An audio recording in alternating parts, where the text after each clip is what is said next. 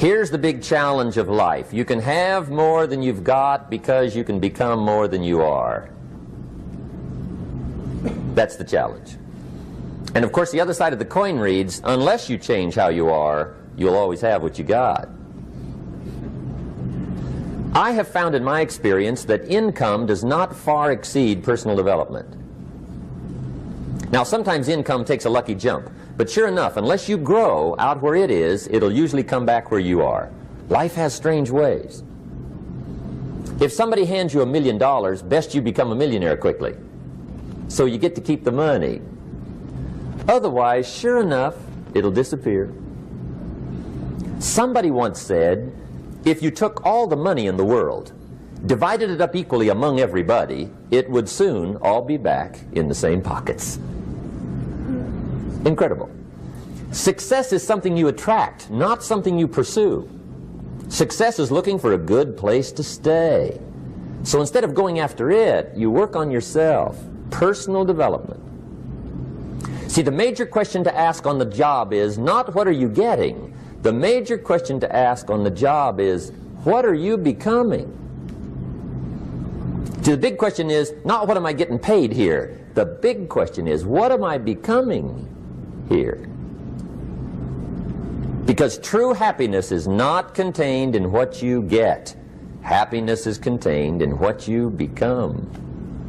So that's our major subject for tonight, personal development. Of all the assignments Mr. Schoaf gave me at age 25, this was probably the most difficult. In fact, I'm still working on this one. I think it's an unending challenge to see what you can become. The next subject is called Basic Laws. And it's good to study the basics. And I call these basics primarily because they come from the Bible. Now, I'm not a theologian or a minister, and that'll be apparent. But Mr. Schoaf taught me that the Bible was a good textbook for ideas and stories and success equations, how to live the better life. I found out that was true. He also taught me that the Bible is as practical as it is spiritual, and I found out that's true. If you look at your bank account and your income and you're not happy, there are several places in the Bible to check to see what the heck's wrong so you can make the changes. And we're going to cover some of those tonight, called basics. Okay. The next subject is my favorite, setting goals. Mr. Schoaf taught me how to set goals. What a favor that was. One morning at breakfast, shortly after I met him, he said, Jim, let me see your current list of goals and let's go over them and talk about them. He said, maybe that's the best way I can help you get a better direction started. And I said, I don't have a list. He said, well, is it out in the car or home somewhere?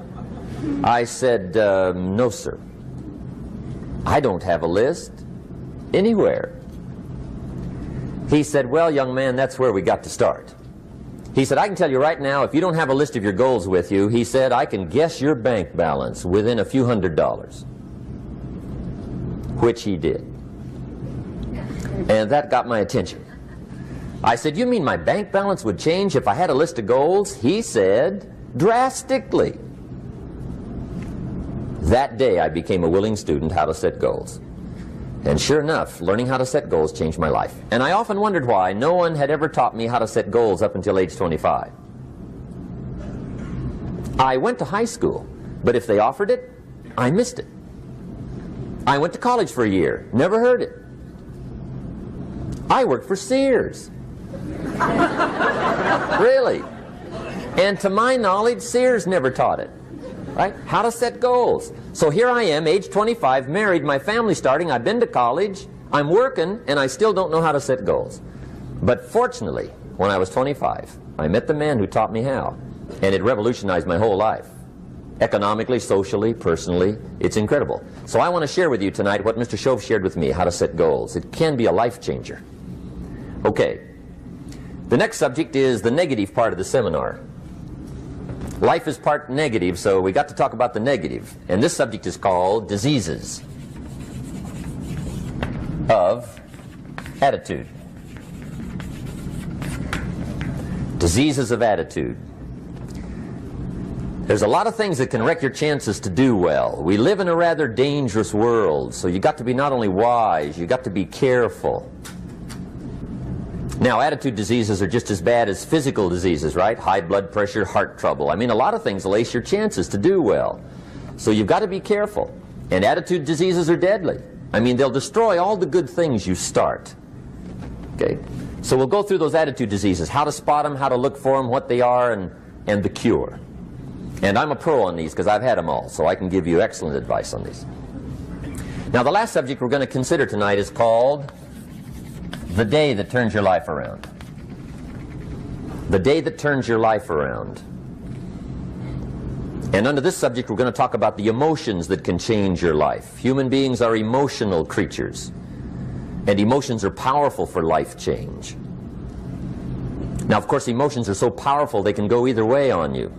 Emotions can either build or destroy. So you really have to employ emotions properly. We call civilization the intelligent management of human emotions. If you can intelligently apply your emotions in the right direction, no telling what can happen. Could turn your life around one day would be sufficient.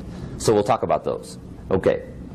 Now that's a lot to cover in one evening, but we'll keep at it here and see if we can't get it all done. I'd like to have you now jot down the theme of the seminar. Every seminar should have a theme, I guess. We've got one. It's on some of our literature if you happen to notice it, but if you didn't, for your notes, here it is. The theme of the seminar goes like this: the major key to your better future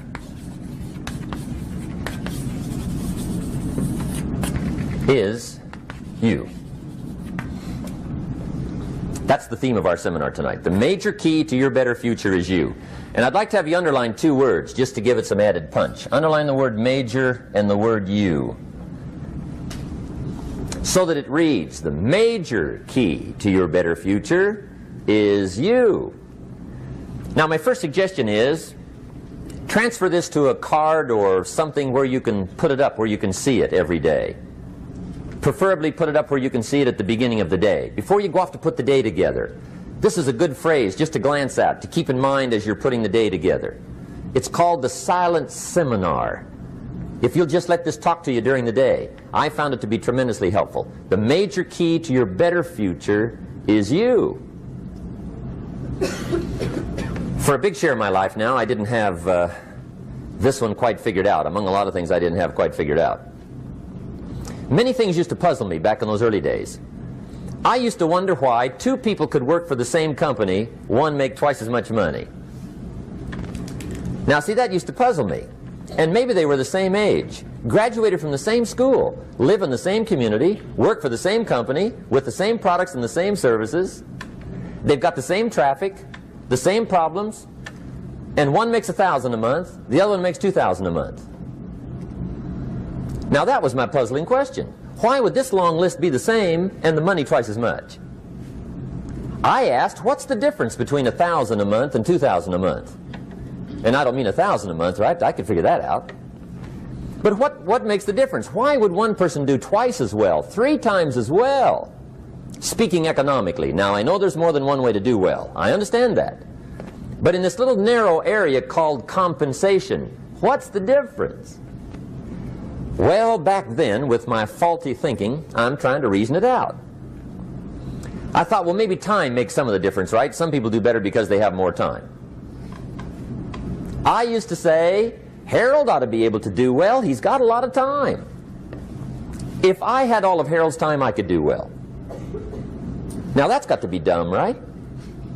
Number one, you can't get somebody else's time. A guy says to me one time, he says, you know, if I had some extra time, I could make some extra money. I said, then forget it. There isn't any extra time. Hey, when the clock strikes 12 midnight, that about wraps it up, right? I mean, you can look around the gongs there for a little more, but it's over.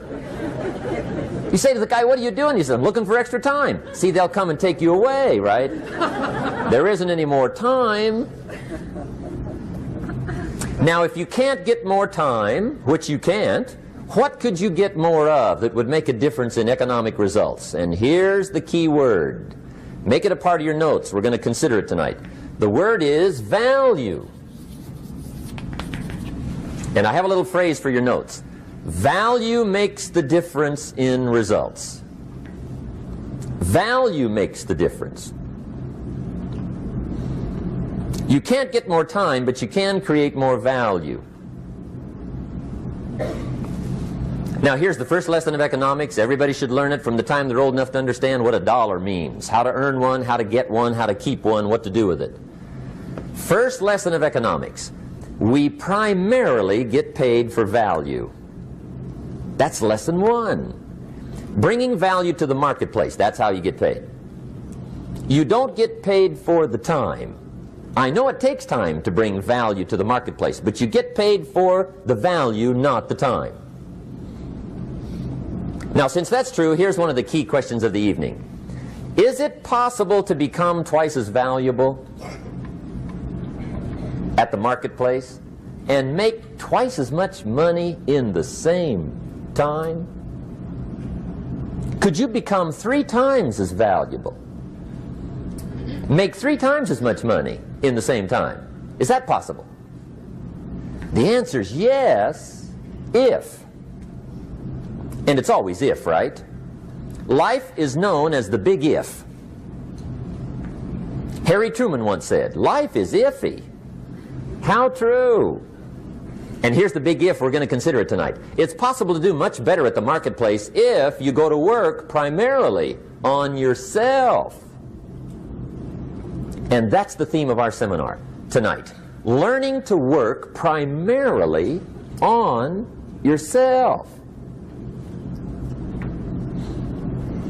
People have asked me for the last 24 years, how do you develop an above average income? And the answer is, become an above average person. Develop an above average handshake. Some people want to be successful, they don't even work on their handshake. As easy as that would be to start on. They let it slide, they don't understand. Develop an above average smile.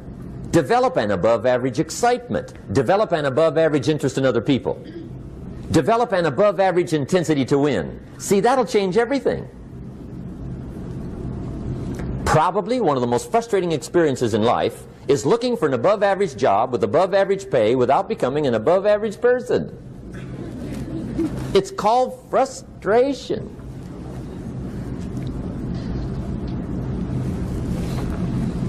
And Mr. Schoaf gave me probably the greatest clue he gave me when I first met him. He said, Jim, if you want to be wealthy and happy the rest of your life, just learn this lesson well. He said, learn to work harder on yourself than you do on your job.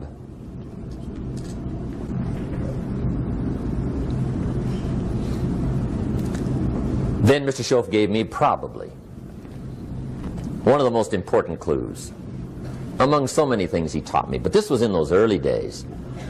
Mr. Schoaf was very kind, but he was also very abrupt. And he had these interesting questions to ask. I'm giving him a little rundown one day on how things hadn't worked out for me. He said, Mr. Rohn, I've got the answer for you if you will listen carefully. And listen carefully I did that day and for the next 5 years. If somebody's wealthy and happy, you gotta listen. He said, Jim, I've only known you a short time. But he said, it's already my honest opinion that for things to change for you, you got to change. That wasn't quite the answer I was looking for. But that's the answer he gave me, and I pass it along to you on this warm summer evening in Anaheim, California, 1981. For things to change for you, you've got to change. Otherwise, it isn't going to change. Before I met Mr. Schoaf, I used to say, I sure hope things will change. Right? That seemed to be my only hope. If it isn't going to change, I'm in serious trouble. And then I discovered it isn't going to change, so I'm in serious trouble.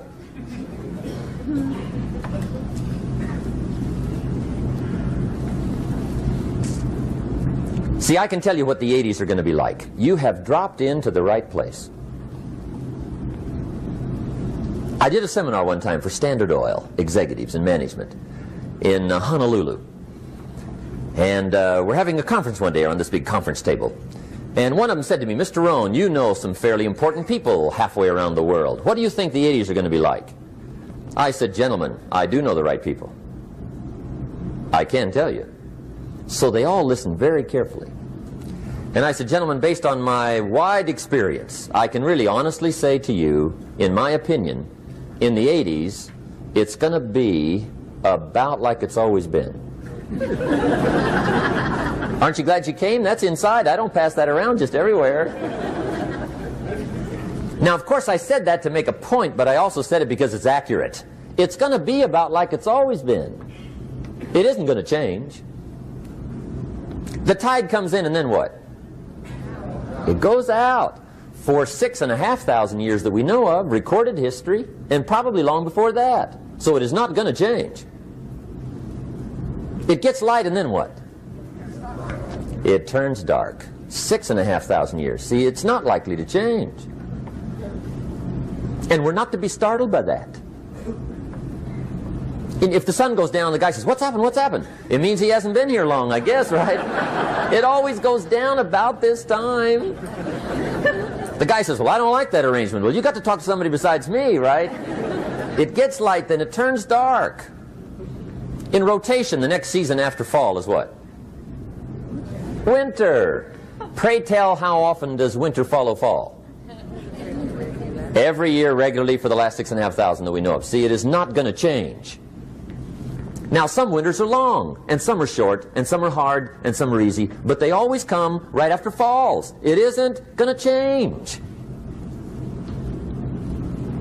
Sometimes you can figure it out, sometimes there's no way to figure it out. Sometimes it goes well, sometimes it gets in a knot. Sometimes it sails along, sometimes it gets in reverse. See, that's not going to change. The last 6,000 years reads like this: opportunity mixed with difficulty. That's how it reads. It isn't going to change. The man says, well, if it isn't going to change, how will my life ever change? Answer, when you change. And whether I'm talking to high school kids or business executives, my message is always the same. And it goes like this: the only way it gets better for you is when you get better.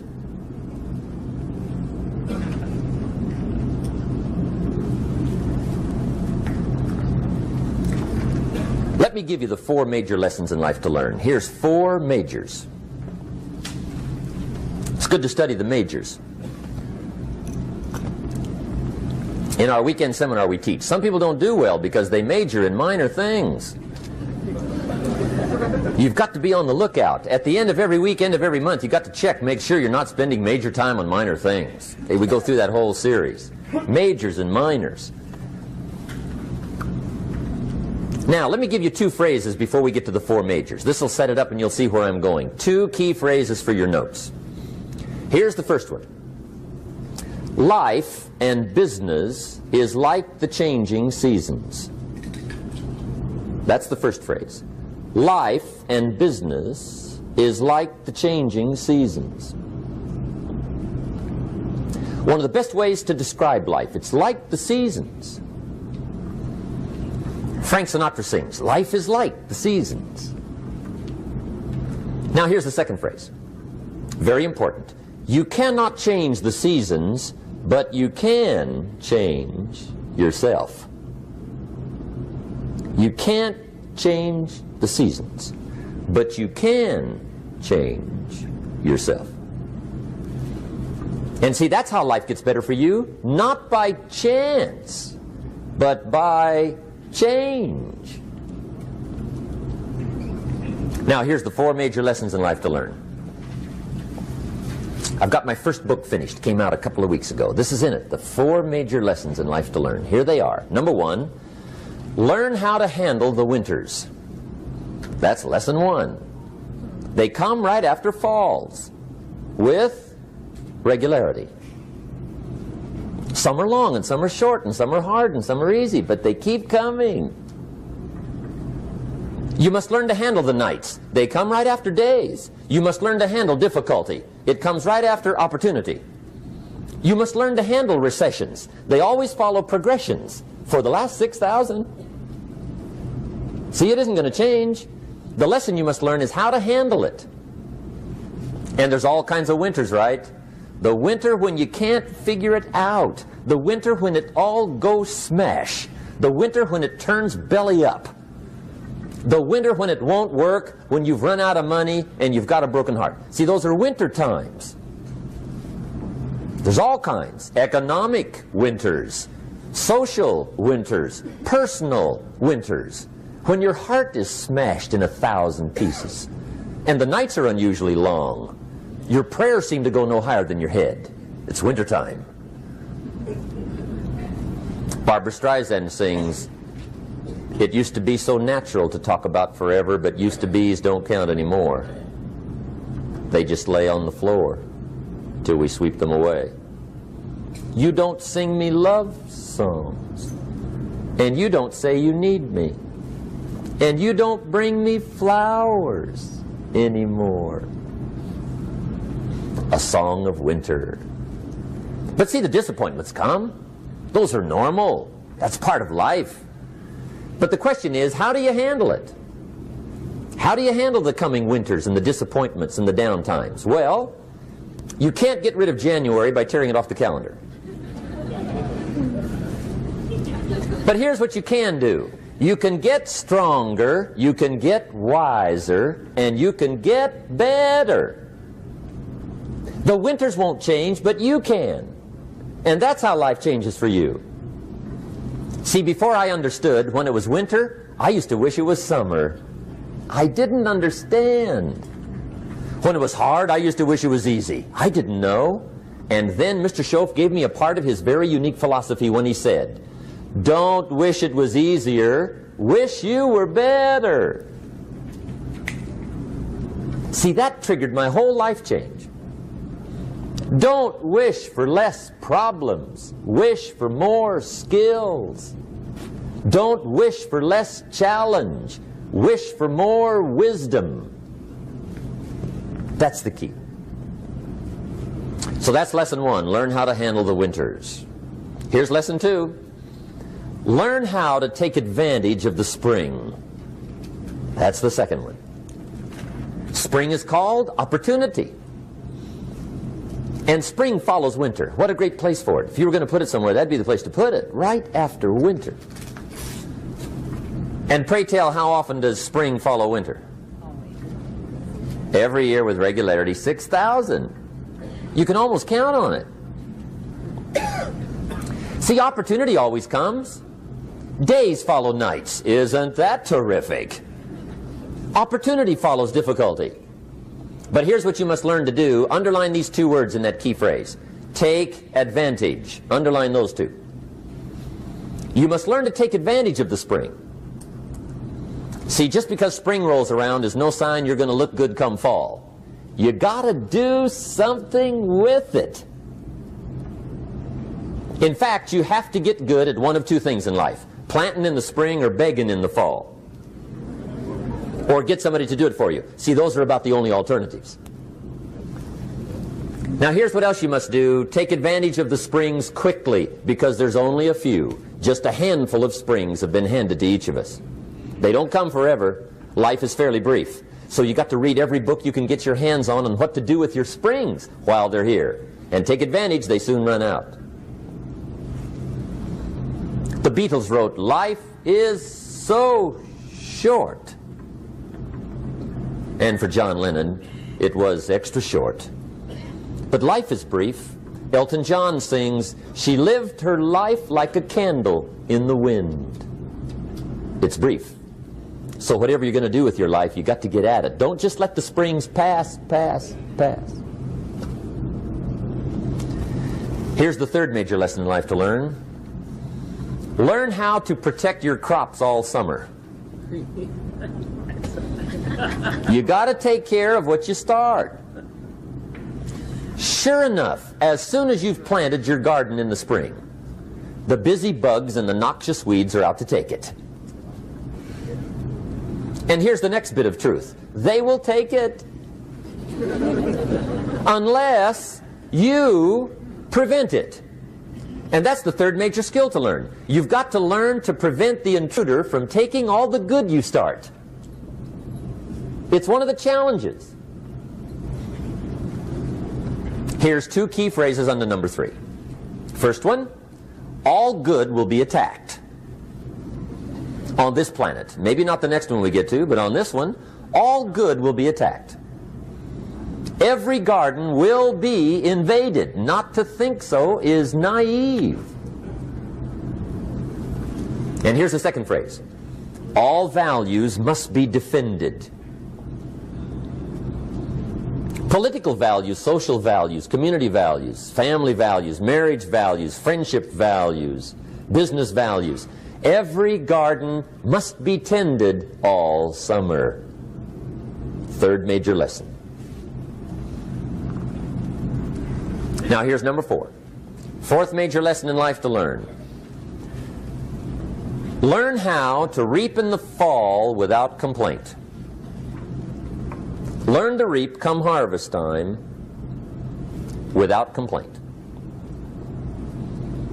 Take full responsibility for what happens to you. It's one of the highest forms of human maturity, accepting full responsibility. It's the day you know you've passed from childhood to adulthood, the day you accept full responsibility. And another note, learn to reap in the fall without apology. Without apology if you do well, and without complaint if you don't. That's maturity. I used to have that long list of reasons why I wasn't doing well. To explain. You got to explain, right? Otherwise you're going to look bad. I used to have this funny list called Reasons for Not Looking Good.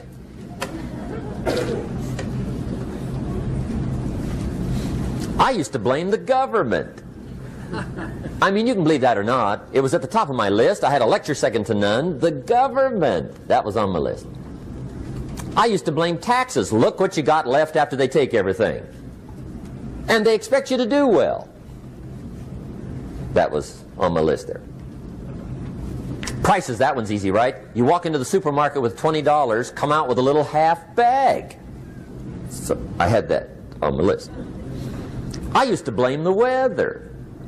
I blamed the traffic. I used to blame my car. I blamed the manufacturers. I used to blame the company. I blamed company policy. I used to blame the training program. I blame my negative relatives. They were always putting me down. I blame my cynical neighbors. They're just selfish, looking out for themselves. Won't loan you money? They were on my list.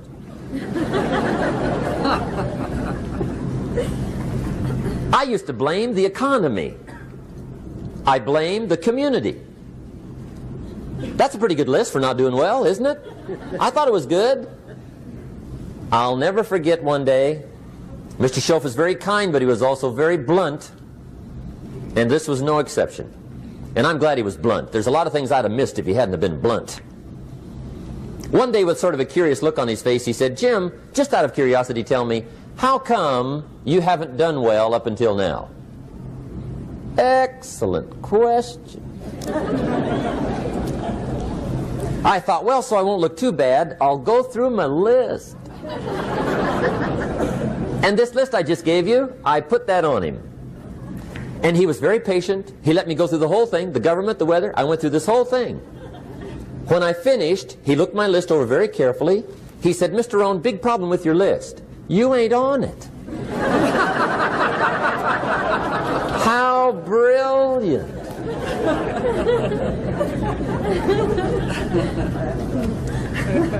When I went to work for him a few months later, I learned very quickly to tear up my list, reasons for not doing well, and I threw it away.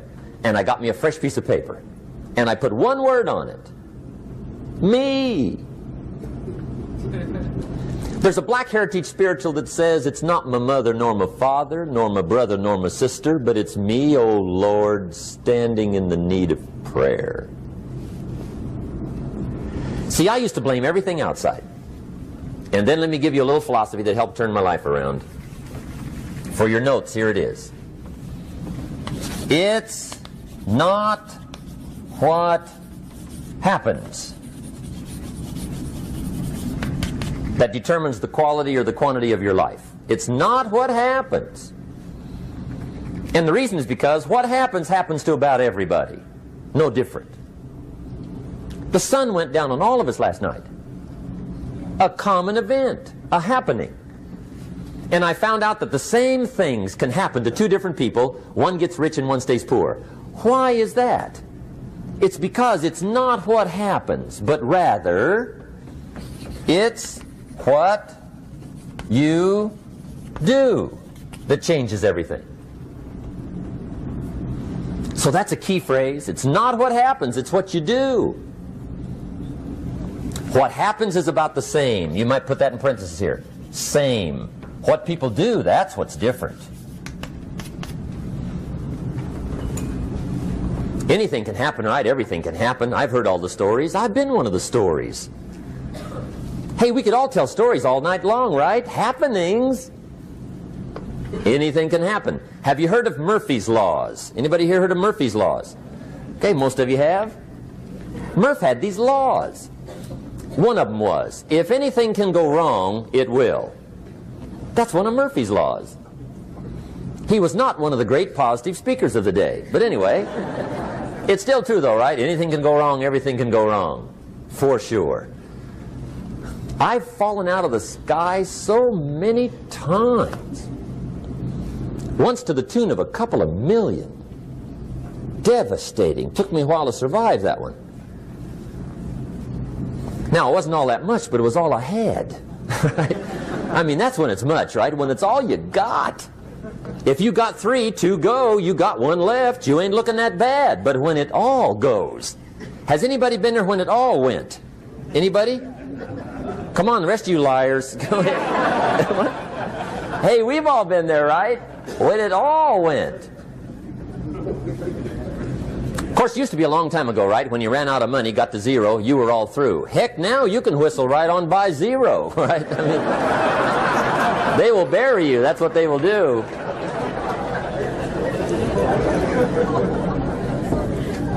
But see, those are the happenings, right? Everything can happen. Anything can happen. But it's not the happenings. It's what you do about it. Somebody says, yeah, but you don't understand the disappointments I've had. Come on. Everybody's had their share. Disappointments are not special gifts reserved for the poor. Everybody has them. The difference is what you do about them. It's not the weather. I used to blame the weather, and I discovered it rains on the rich. So see, that won't help.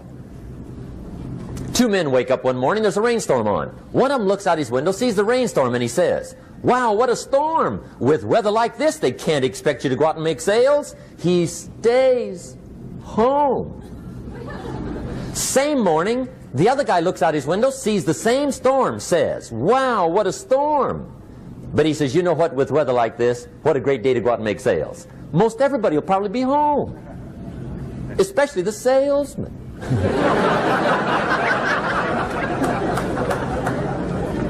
See, that's the difference in how your life works out. It's not what happens, it's what you do. So here's one of the key questions of the evening. Starting tomorrow, what are you going to do that'll make a change in your life's direction? Good question. What are you going to do starting tomorrow that'll make a difference? Now see, if you don't do something starting tomorrow that'll make a difference, guess what? It's gonna be the same. And see, that way you can guess what the next 5 years are going to be like. Look at the last 5. Because the next 5 are going to be like the last 5 unless you, major key, tomorrow, change it all. Or change a little, or change something, or don't change. It's choice time. You can do whatever you want. But it's nice to know any day you wish you can change your whole life. What can you do starting tomorrow that'll make a difference? Good question. What can you do with economic chaos, massive disappointment? What can you do with a broken heart? What can you do when it won't work? Good question. So if I had a word with you tonight, one-on-one, just you and me. I think my personal advice to you would be, this year, 1981, reach down inside of you and come up with some more of those remarkable human gifts. They're there, waiting to be utilized. And then change anything for you you want to change. And I challenge you to do that because you can change. If you don't like how it is for you, change it. If it doesn't suit you, change it. If it doesn't please you, change it. If it isn't enough, change it. And I challenge you to do that because you can change. See, you don't ever have to be the same again after tonight, only by choice. If you don't like your present address, change it. You're not a tree.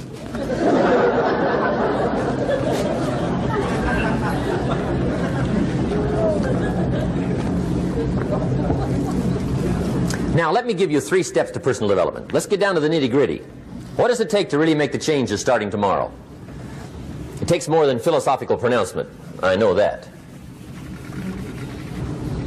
It also takes more than enthusiasm. I know we're hearing a lot about enthusiasm these days, but see, that just won't do the job. We're still hearing the old cliches of the 30s, right? To be enthusiastic, you must act enthusiastic. But see, that's not going to help. After you have leaped about, there are some things you got to do, or it isn't going to change.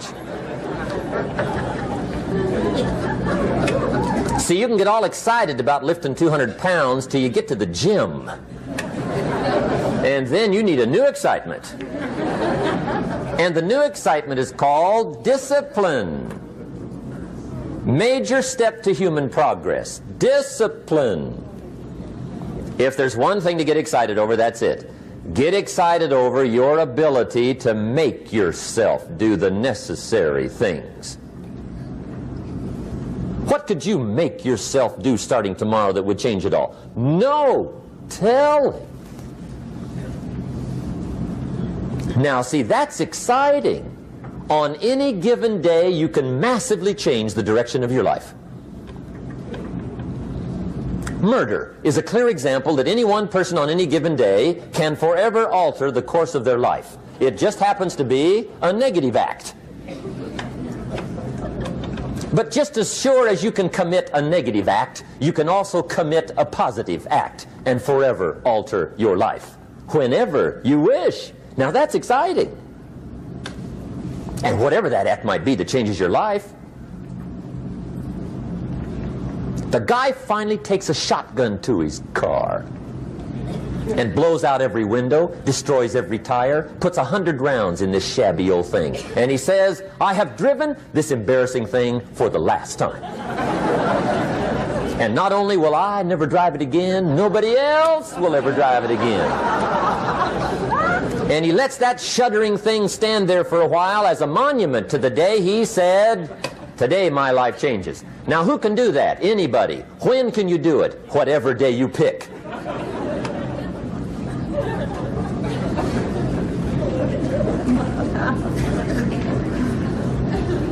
Now here's the key to discipline.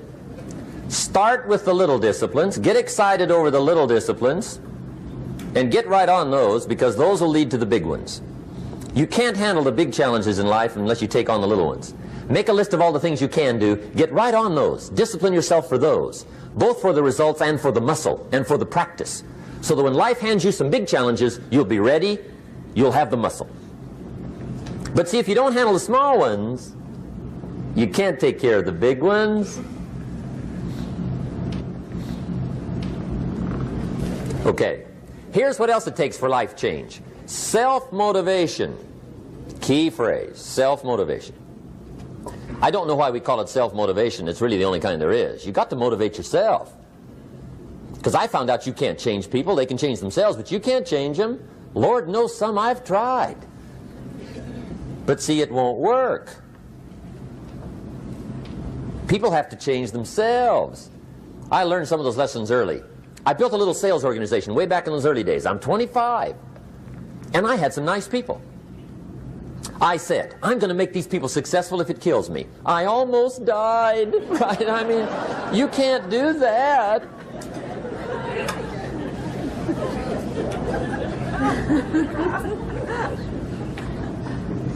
See, I've discovered this. Good people are not trained, they're found. You find good people. You don't make them good, you find them good. Training really is for the purpose of finding good people. You don't need much instruction for a good person. Too much training probably means you got the wrong people.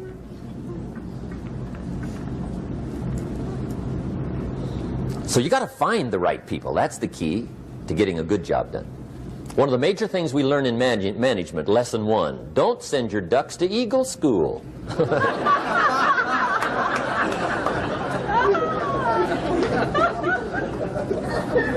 Because it won't help. I mean, I'm telling you, it won't help, no matter how good your school is. And the little eagle badge and little eagle hat, I'm telling you, it won't help. It won't help. You can tell whether your school's done any good, right, is when it's over, right? The duck goes for his first rabbit and makes him a friend. You say, no, no, no. Anyway, so it takes self-motivation to really alter your life.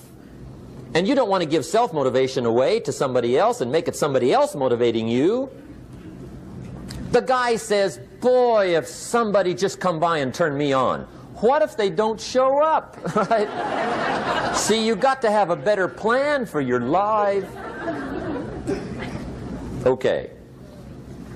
Now, if you're excited and you're ready to change, let me give you 3 steps to start life change that can change your life, your personality, your lifestyle, everything can change. Here's the steps. Number 1, find out how things work. The first key to doing better is find out. To change your life, really, you need ideas. There isn't anything an idea can't change. And Schoaf taught me the major problem is lack of an idea, not a problem. At first I didn't have any money. I said to Mr. Schoaf, I don't have any money. He said, that's not a problem. Now see, up until then I always thought it was. Right? I was confused. He said, no, no, the problem is lack of an idea on how to create money and wealth. It isn't lack of money, it's lack of ideas. So if you get the ideas, see, you can change anything. Now to get ideas, you need a constant study of finding out. Now, Schoaf also said, when you find out something that works, put the information in your journal. Don't use your head for a filing cabinet. Put it in your journal so that you can do the next best thing. Repetition, repetition, repetition. Go over it. And if you repeat it, go over it, sure enough, someday, some mysterious day, the idea takes root, starts to grow, and shows up in your bank account, and your dress, and your personality, and your lifestyle. But capture the ideas in your journal. Find out how things work.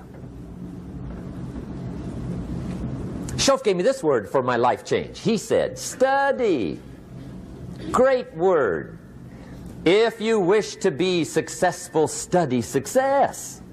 If you wish to be happy, study happiness. If you wish to be wealthy, study wealth. Don't leave it to chance.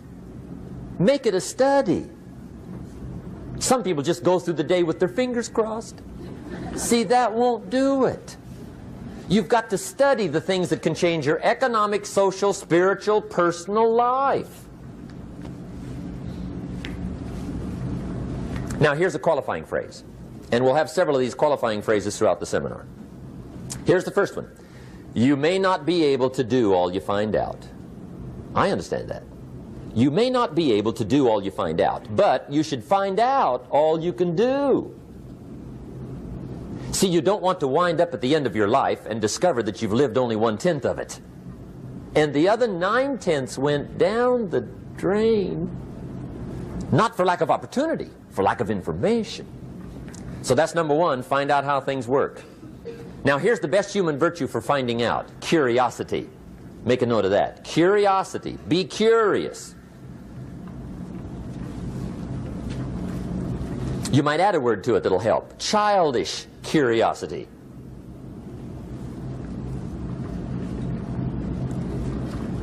What will kids do if they want to know something bad enough? Bug you. That's the phrase. They can ask 1,000 questions. You think they're through? They got another 1,000. They'll drive you to the brink. It's a virtue. when you got to know. Be like a child. In fact, Jesus, the master teacher, said, unless you can become like little children, you might as well forget it. You don't have a prayer. Excellent advice. You got to be like children. 4 ways, in my opinion, to be like a child. Number 1 is curiosity. Number 2 is excitement. Get excited like a child over your ability to make yourself do anything for change.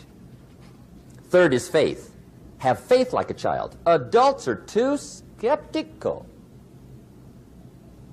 And 4th is trust. Trust is a childish virtue, but the rewards are incredible. So be like a child. Now, if you're curious, let me give you 3 ways to find out how to change anything. Any life direction, any dimension. Here's 3 ways to find out how to change anything. Number 1 is to read. Become a good reader. All of the successful people I know and work with around the world, they're all good readers. Curiosity drives them to read. They got to know. They just read.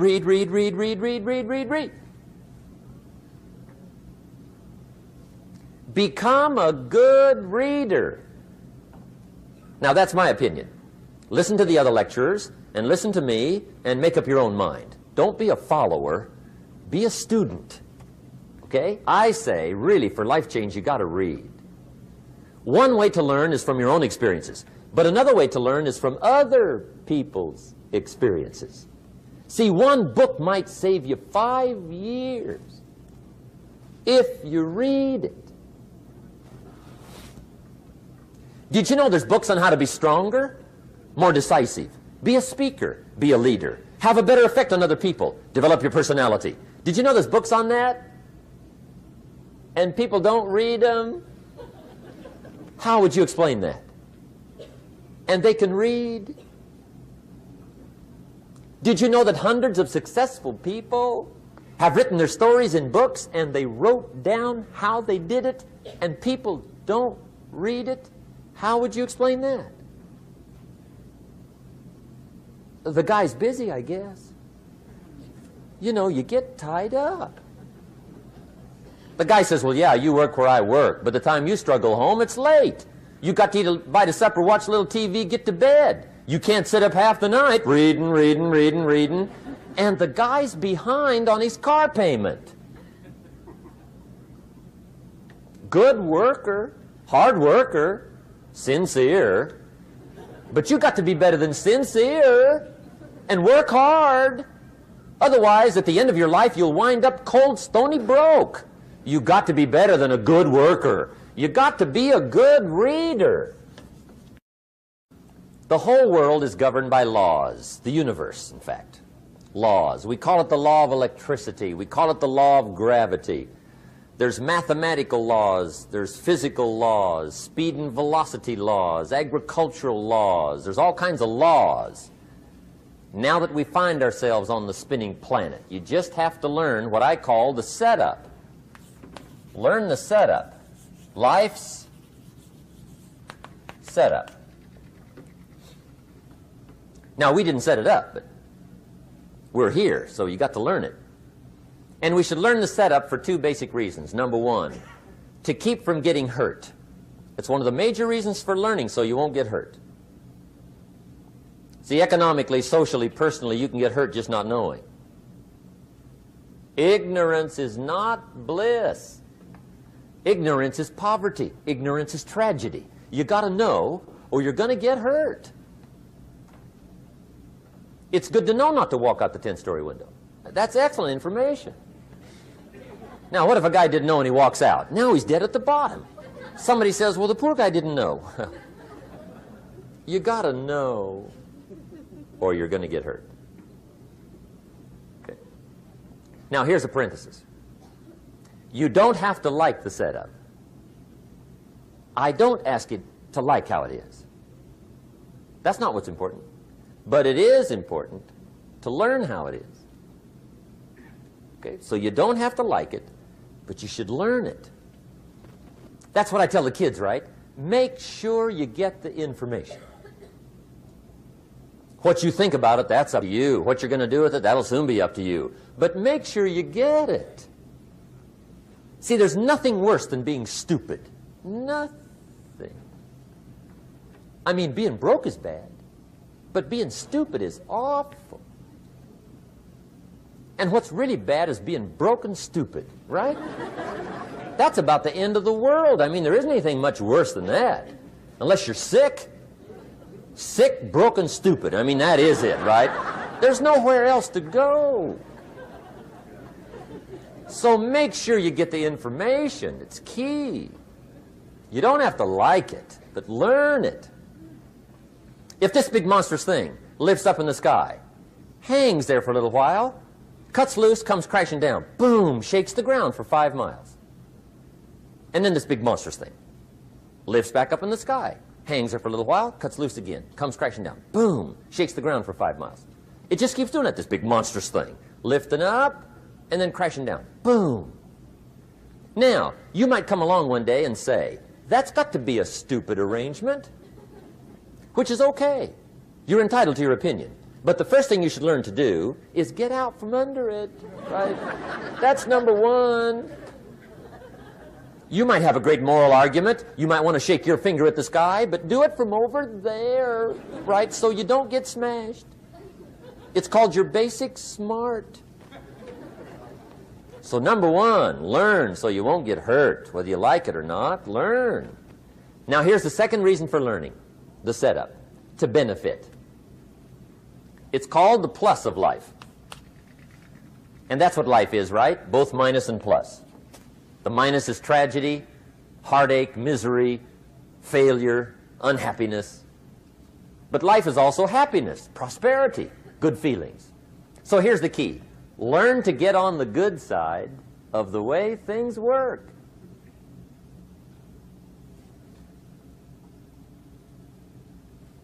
Now here's 2 of the basic laws, and we'll take our break. Shof taught me these. They come from the Bible.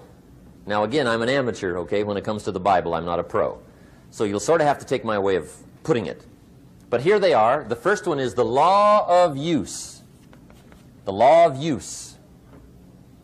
And it goes something like this. Whatever you don't use, you lose. Lack of use causes loss.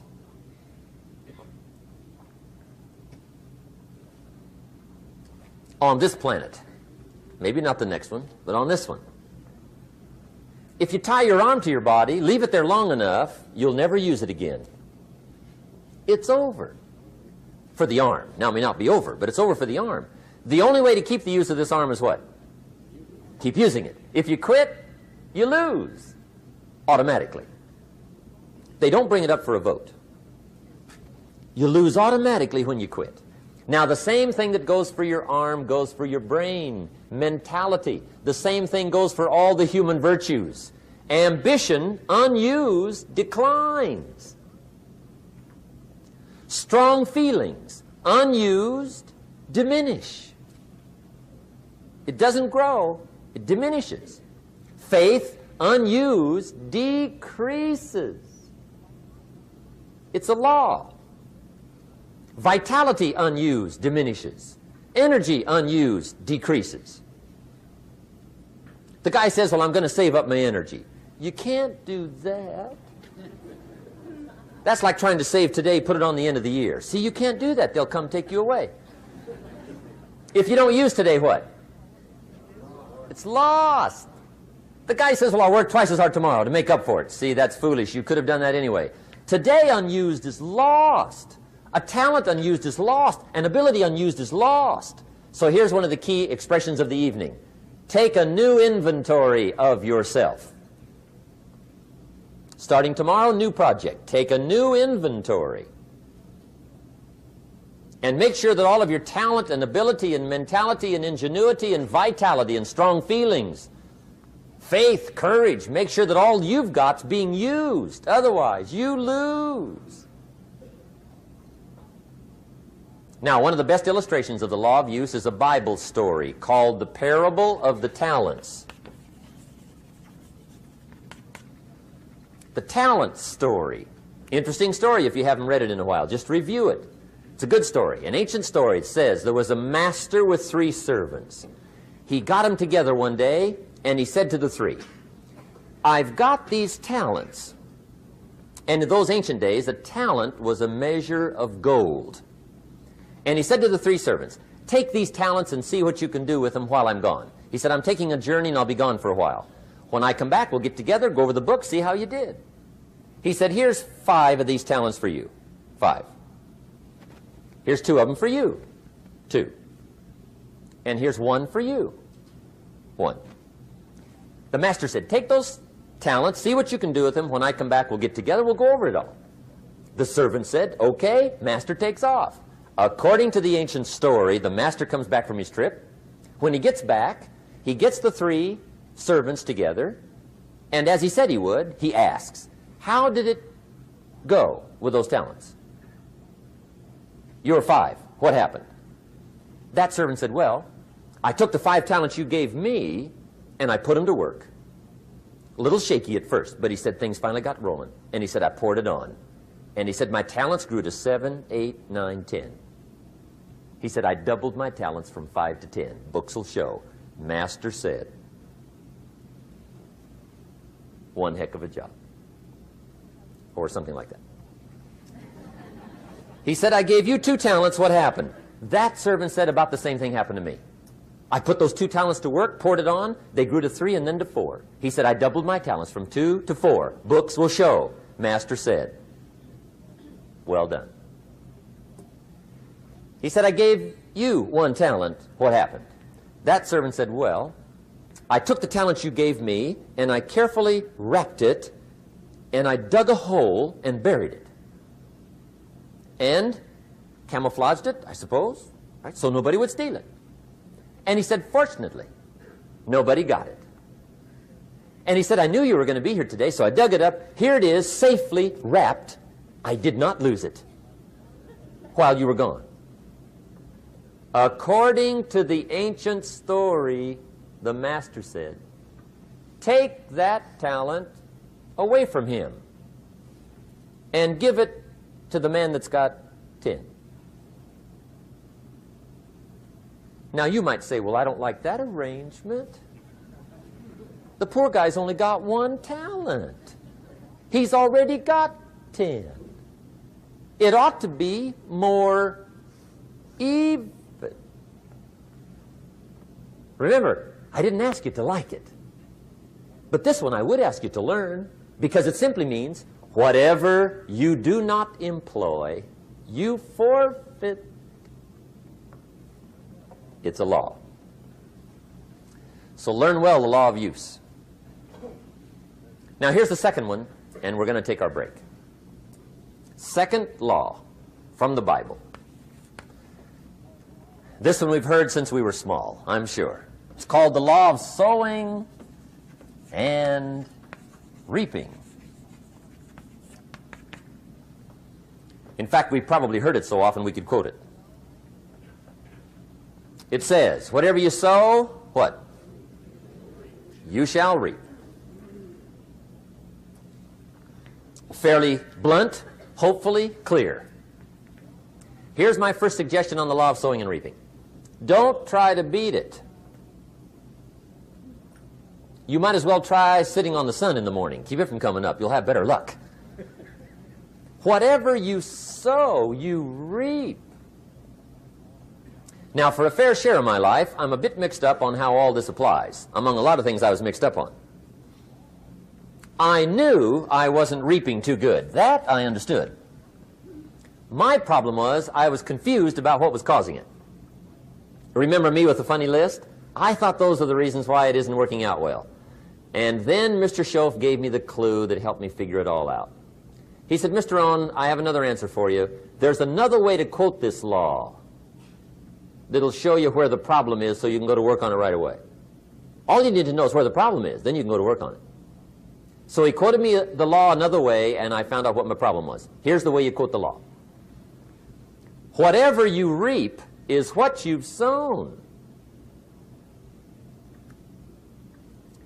Now I knew what my problem was. Whatever you reap is what you've sown. If you don't like the crop, who do you look up? Answer, whoever planted it.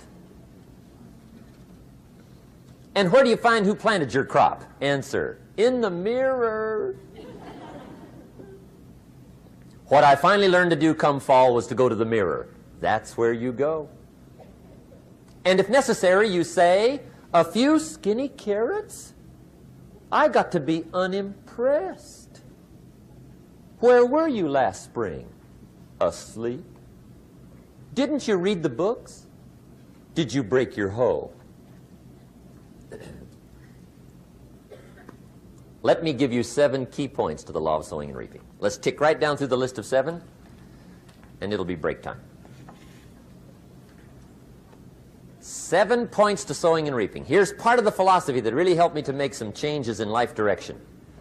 Number 1, the law of sowing and reaping is negative. That's number 1, which simply means if you sow bad, you reap bad. Now, this is kind of 3rd grade, but it doesn't hurt to go over the basics. If you plant thistle seeds, you don't get pumpkins. Honest, no use looking for pumpkins. John says, how come no pumpkins? Come on, John. The law's negative. That's how come. Now, here's number 2. The law's positive, which simply means if you sow good, you reap good. If you plant pumpkin seeds, you don't get thistles. Not from pumpkin seeds. Mother Nature won't pull tricks on you over in the corner snickering, pushing you thistles and you planting pumpkin seeds. She won't do that. You will get pumpkins from pumpkin seeds, and the reason is because the law is positive. Now, here's number 3. I got excited when I found out the full dimension of this. See, you do not reap what you sow, but rather, you always reap much more than what you sow. So the 3rd key word is more. You don't get back what you put out. You get back much more than what you put out. And it works both positive and negative. On the negative side, it said, if you sow to the wind, you reap the whirlwind. So you've got to get ready for that, or you will be naive. See, anybody can, whether you will or not. See, that's the question. And here's a good question to ask. We are all buying somebody's plan. The question is, whose? Who's got you talked into doing what you're doing? Who's got you talked into your present plan? See, 10 years from now, you will surely arrive. The question is, where? But see, anybody, if you want to, can go searching for a good plan, pick it, and start working it. And sure enough, as the time passes, as it surely will 5 years from now, 10 years from now, then you'll be winding up wearing what you want to wear, driving what you want to drive, living where you want to live, become what you want to become. But now's the time to fix the next 10 years. And who can? Anybody. Here's number 6. The 6th key to sowing and reaping. This is leveling with you now, as we promised to do. There's one thing better than the truth, and that's the whole truth. And here's part of the whole truth of the law of sowing and reaping. Number 6 is, you could lose. There are times when you just lose, no matter what you do. It's that kind of planet. You reap what you sow. Yes, but... What does that mean? Yes, but... Well, the farmer plants his crop in the spring, takes care of it all summer, loves his family, works 10, 12 hours a day, 6, 7 days a week, is an honorable man. Come fall, he's got a beautiful crop, and he deserves every bit of it. But the day before he sends the combines into the field, a hailstorm comes along and beats it all in the ground, which means you lose. Somebody says, well, what did he do wrong? Answer, nothing. It's just that kind of planet. Sometimes it's going to hail on your crop and rain on your parade, so you got to get ready for that or you will be naive. That's just part of the life arrangement. And don't press me why. I was not in on some of the original decisions here, so I don't know how it got set up. But there's just times, sometimes you lose. That's part of life. But now here's number 7. The 7th key to sowing and reaping. And it goes like this. It's just another way to quote the same law. And it goes like this. If you don't sow, that's just another way to quote the law. If you don't sow, what? You don't reap. You don't even have a chance. So if you looked at your game plan tomorrow, you might come to the quick conclusion, I got to get some sowing going. How true. Get you some sowing going. And remember, you've got plenty of time. You've got all the time there is. Some people spend enough TV time to make a fortune. The latest article on television watching in this country, according to the latest article, the average television is on in this country in every household 7 hours a day, called the Big 7. I asked a guy one time what his TV cost. He said about $450. I said, you forgot to look at the price tag. He said, what do you mean? I knew he was a TV watcher. I said, that television costs you, in my opinion, at least $12,000 a year. To watch it, not to own it. Owning it's cheap. Watching it is what's expensive. And I said, hey, $12,000 a year is too much to pay to watch TV. That's too much. Pay a little, but not $12,000. And he's the guy that said, I hope pay TV never comes.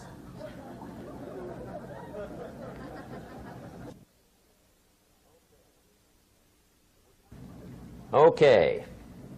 We're trying to cover an awful lot tonight, I realize that. But my time schedule is such that we just have to sort of give it all to you and let you sort the rest out. I wish we had plenty of time for questions and answers and that whole thing, but our time is just limited. But we are trying to go through an awful lot, I realize that. But looks like everybody's getting it. This is about the note-takingest crowd I've seen in a long time. Incredible. Does anybody have 5 pages yet? Anybody? Oh, fantastic. Incredible. Okay. Maybe you heard the story about the preacher down in Texas, southern part of the country. He was an evangelist back in the horse and buggy days. And he was very good at being an evangelist, and a lot of people used to come and hear him preach. And one day he put up his tent in one of these Texas towns and expected a big crowd as usual, come and hear him preach.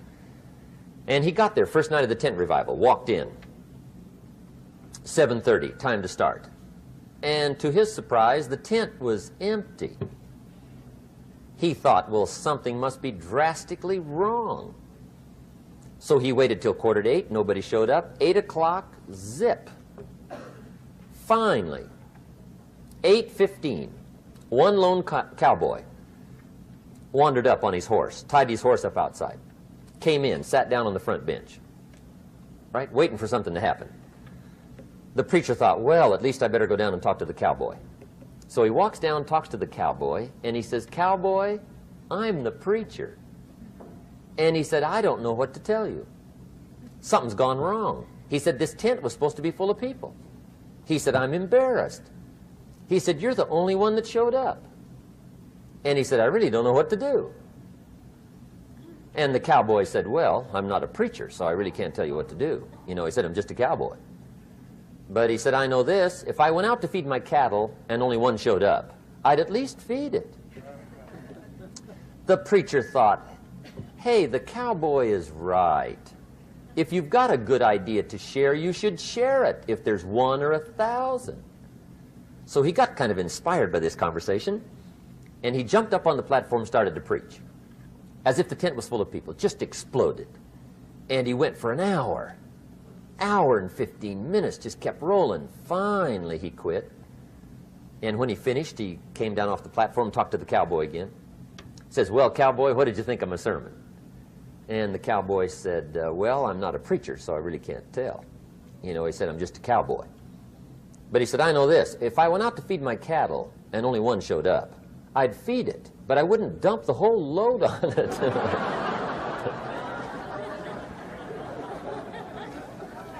So anyway, if it seems like we're dumping the whole load tonight, I guess we are. But gosh, everybody's doing well. I'm having a good time. I appreciate the response here tonight.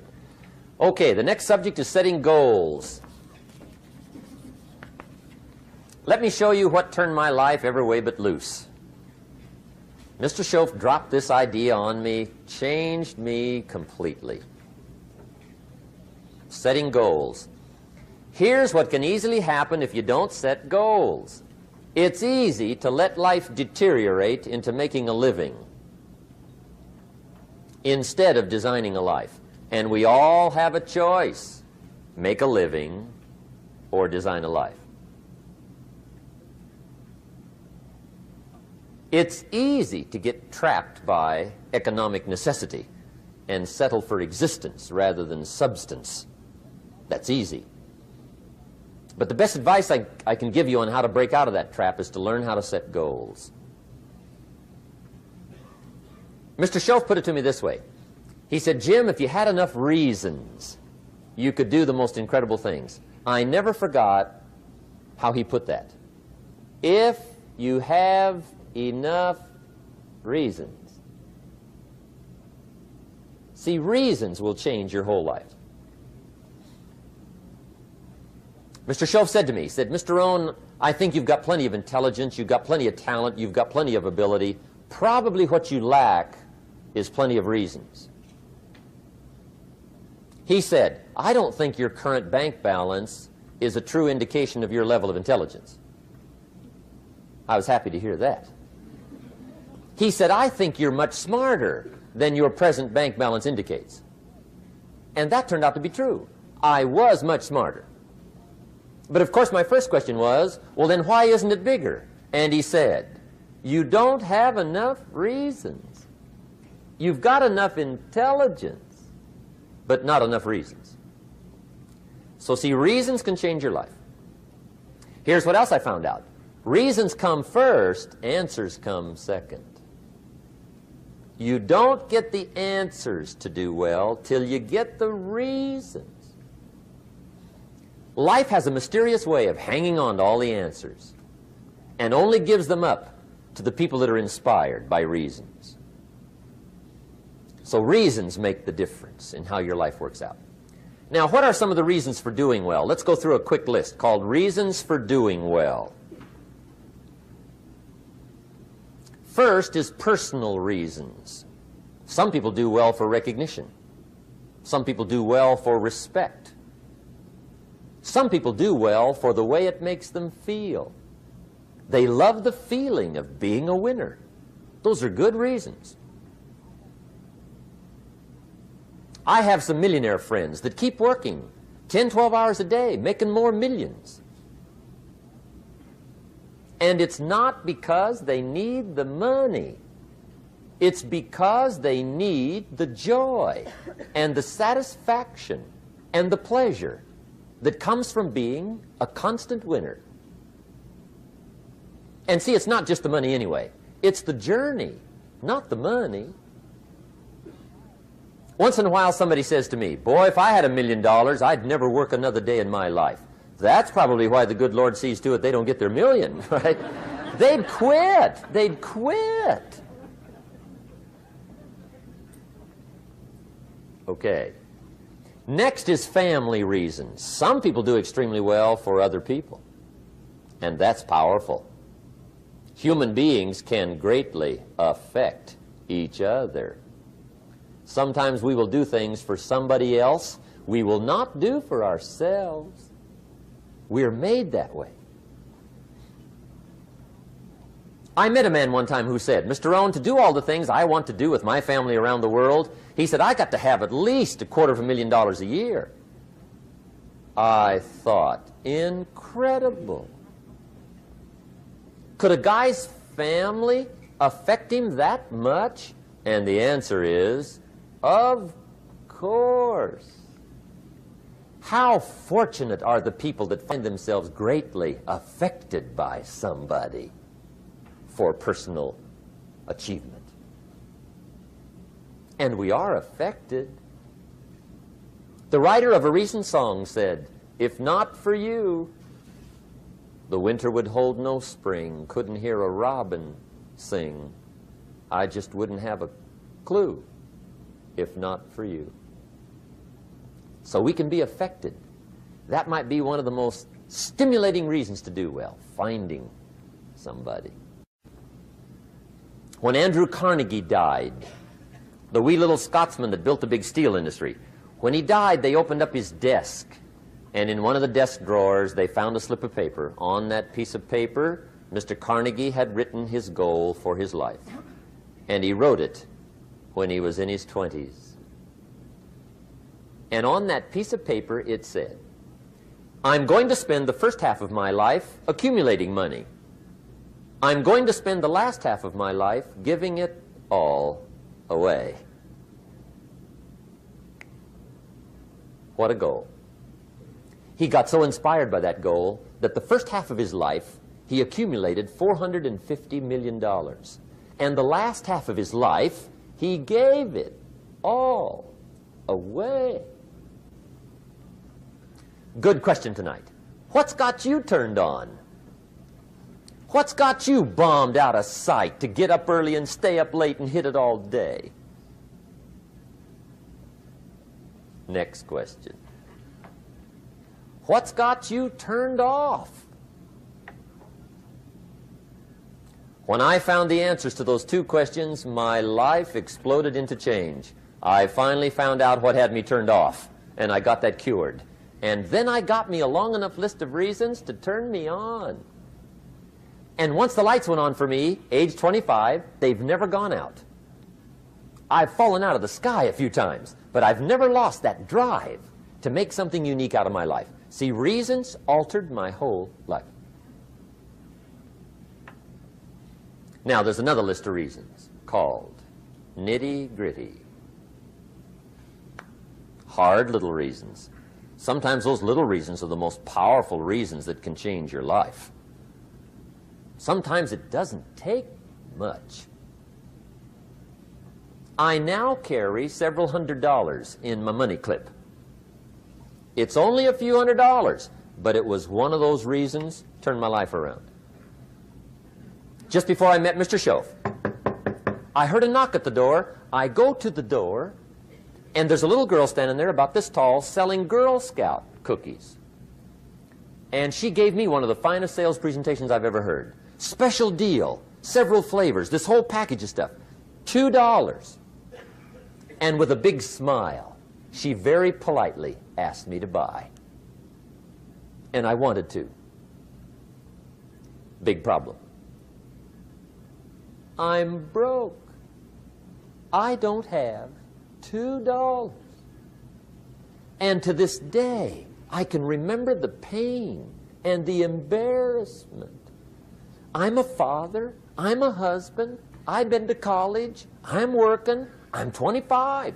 I don't have $2. And I didn't want to tell her that for some reason. So I did what I thought was next best. I lied to her.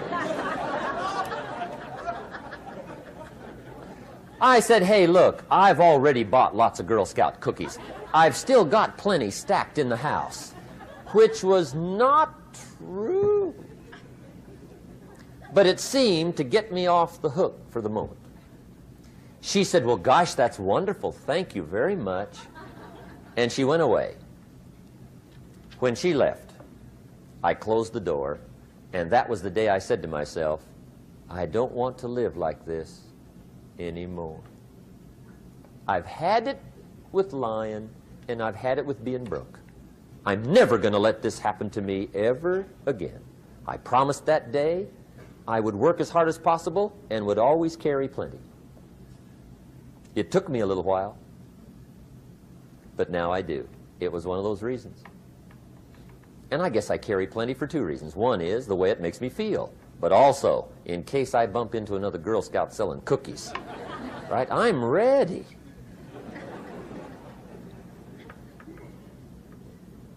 I walked out of the Bank of America one time up in Saratoga, California, where I used to live.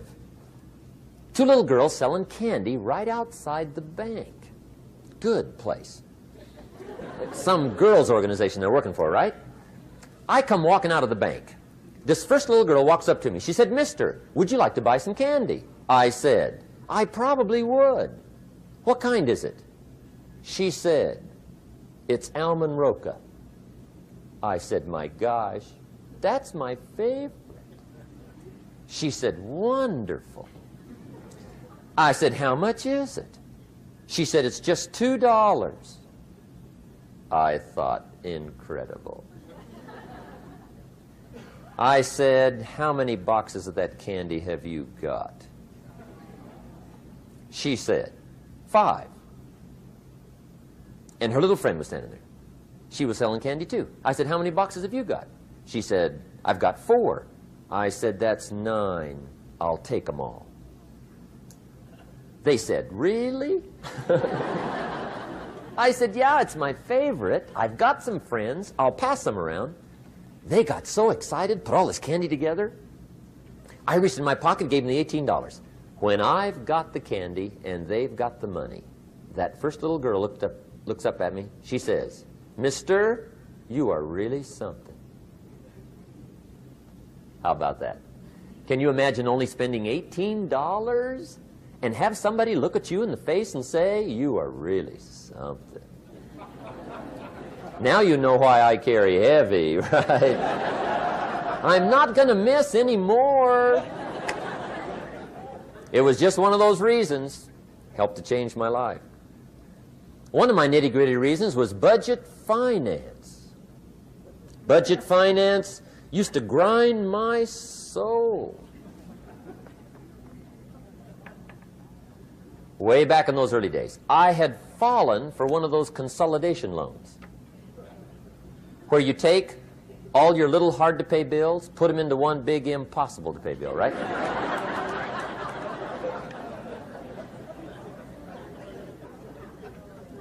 I would get 4 or 5 payments behind. This one guy used to call me day and night. I don't think they're allowed to do that anymore. Harassed me.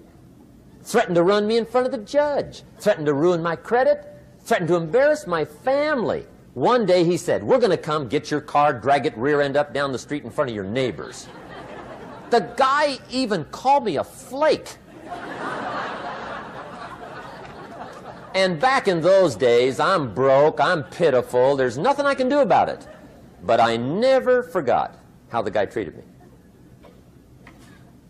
And when I met Mr. Schoaf and I got my life straightened out and the money started to flow, that was one of my first projects, budget finance. I poured it on day and night. I finally put all the money together I owed him, which was considerable. I picked a day for the payoff. And when the payoff day came, I put the money in small bills in a big briefcase. And I walked into the budget finance office on Wilshire Boulevard in Los Angeles. The guy who harassed me so often, his desk was about 3 back. I walked right up to his desk, startled him. He wondered what I was doing there. It was the first time I'd been there since I'd borrowed the money, right? Without saying a word, I opened up this briefcase, dumped this pile of money all over his desk. I said, "Count it. It's all there. I will never be back." And I turned around and stormed out. Now, that might not be noble, but if you haven't tried it, you've got to one time.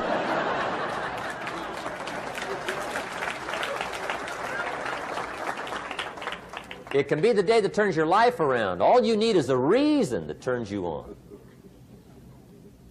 One of my dear friends, Robert Depew, Bobby used to be a school teacher in Lindsay, olive capital of the world.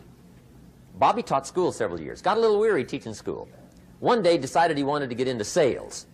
So without telling anybody, he just up and quit his job teaching school and jumped into sales. When he did, his brother made fun of him, laughed at him, put him down, said Robert's lost his mind. Had a good job teaching school. Now he thinks he's a salesman. He's going to go down the drain, lose everything. Just put him down something fierce. Bobby said, the way my brother acted when I got into sales, he said, that made me so mad. I decided to get rich. And my question for you tonight is it possible to get that mad? Of course. Wealth is not a matter of intelligence. It's a matter of inspiration. Today, Robert happens to be one of my millionaire friends. Bobby's rich.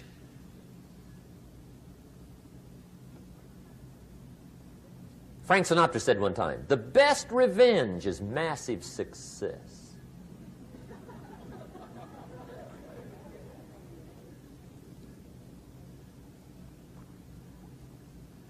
Hey, get you a long enough list of reasons so that after tonight you never lack for inspiration.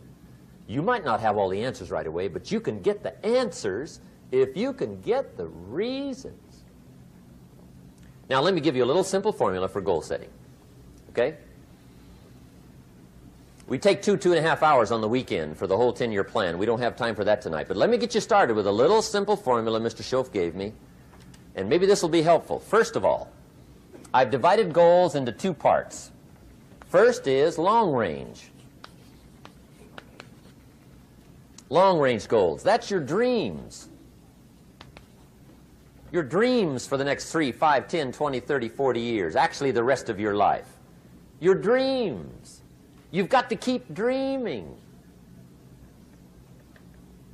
Ronald Reagan, president, said to the joint session of Congress a few weeks ago, the Republic is a dream. And if we don't keep dreaming, we will lose the Republic. Your better future is a dream for yourself and for your family. Where do you want to go? What do you want to do? What do you want to be? What do you want to see? You've got to dream dreams. There's a Bible phrase that says, without dreams and visions, people perish. You've got to have something to go for that inspires the heart and the soul. Dreams. From the children of Sanchez, it says, take the crumbs from starving soldiers, they won't die. Take the bread from hungry children, they won't cry. But without dreams, we all will die. You've got to dream. Don't lose your dreams for yourself, for your future, for your family. The dreams of love and enterprise and travel and doing things, becoming something unique on your journey here. Don't lose your dreams. Do some dreaming. That's long-range goals. You've got to have those. So that's number 1. Here's the second part of goals, short-range. Short-range goals. That's your goals for tomorrow, this week, this month, this year, the immediate future. We call these confidence builders. Because if you set up something short-range, go for it, get it, latch onto it, work hard, accomplish it. That starts building your strong feelings to go for your dreams. Now, I've divided goals into 3 categories. Here they are. Number 1 is economic. That's your goals for money, income, business, profits, production. Economics. Make sure you've got your economics well planned. Economics plays a major role in everybody's life. Economics is major, which means it ought to be meticulously well planned for tomorrow, this week, this month, this year, long range. What if you asked somebody tomorrow if you could see their meticulously well-planned list of economic goals? What would they probably say? They'd say, you some kind of a nut? You must be weird. Hey, I found out what success is. Success is doing what the failures won't do. Make sure you've got your economics well planned. It'll put you in the top 5%. One of the key little subjects we talk about on the weekend is the 7 fundamentals for wealth and happiness.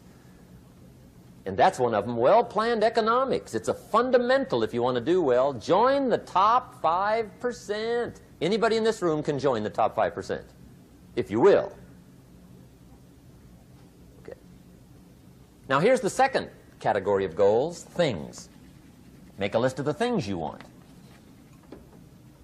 And on my list of things, now I put everything. Little things as well as major things. Doesn't matter how small it is, it goes on my list. I used to just put major things, cars, homes. I don't do that anymore. I now load my list with everything. Everything. And the reason is, part of the fun of having a list is checking it off. That's it. Boy, at the end of the day, if you can go, got it, got it, got it, got it, got it, got it, whatever it is, right? You get into the habit. So load up your list, the things you want. Now, when you check off something major, celebrate. That's an important point to make. Celebrate your achievements. Live it up. Have a party when you reach something you've worked for a while. See, we all grow from two experiences. One is called the pain of losing. The other one is called the joy of winning. We need both of them. Amplify them as much as you can, which also means make losing painful. If you set up something, fooled around, didn't get it, put it on yourself. On the other side, if you did get it, congratulate yourself. Self-congratulations is a sign of maturity. Seeking congratulations is a sign of immaturity. But hey, winning and losing, see, that's what it's all about. That's the name of the game. Now, some people lead such mediocre lives, at the end of the day, they don't know whether they're winning or losing. They got no clue. Guy's just going through the day with his fingers crossed. There's a better way. Okay, here's the third category of goals, personal development. Put those goals together. Personal development goals. That's your goals to be stronger, more decisive, be a speaker, be a leader, learn a language, all kinds of skills. Okay? The whole weekend seminar was designed to improve all your skills so that you walk away more skillful. And that's what you want, the personal development skills. That's what attracts, that's what brings good things to your life, the person you become more skillful. Now, this is quite a package to work on. Economics, things, personal development. For tomorrow, this week, this month, this year, long range. Okay? That'll get you started. Now, here's the simple formula for setting goals. It goes like this. A, work on your goals. That's step one. Work on them. And I put the word work there deliberately. Setting goals is plain hard work. I don't want to kid you. We haven't come here tonight to kid each other. It's work. I know it's work. That's why a lot of people just let it slide. It's work. Many people work hard on their job, but they don't work hard on their future. They just let that slide. And the work involved is making plans. I know most people don't. I understand that. But don't let that be you. Guy says, well, yeah, you work where I work, but by the time you struggle home, it's late. You got to eat a bite of supper, watch a little TV, get to bed. You can't sit up half the night. Plan, plan, plan. And the guy's behind. Good worker, hard worker, sincere. But you've got to be better than sincere, working hard. You've got to be better than a good worker. You've got to be a good planner. Somebody once wisely said, the people who fail to plan are planning to fail. Well said. So work on your goals. Here's step two. Write your goals down. That's so important. I teach my staff around the world, put your goals in your journal. Because one of the major people you want to study is yourself. Say, here's the list of goals I put together 3 weeks ago. Here's the list of goals I put together 2 years ago. Here's some of the changes I made, rearrangement of my priorities. I scratched these off. I put these on. I've gotten these. Study your accomplishments. Study what your desires are. Put them on paper. Write them down. Here's another reason for writing your goals down. It shows you're serious about doing better. And to do better, you got to get serious. You don't have to be grim, but you must be serious. Everybody hopes things will get better. Everybody hopes. Poor people hope. That ought to tell you something. It means the future does not get better by hope. It gets better by plan. I used to have the affliction called passive hope. It's an affliction. It's bad. Probably what's even worse than that is happy hope. Now that is really bad. That's bad. Happy hope. The guy's 50 and he's broke and he's still smiling. See, that's not good. So get serious about your goals. Put them on paper. Write them down. There's all kinds. His goals, her goals, their goals. Business goals, financial independence goals, family goals. I mean, there's so many things to work on this that if you don't get busy and work on it, sure enough, the time will pass. And sure enough, 5 years from now, you'll wind up where you don't want to be, wearing what you don't want to wear, driving what you don't want to drive, being what you don't want to be. Now's the time to fix it.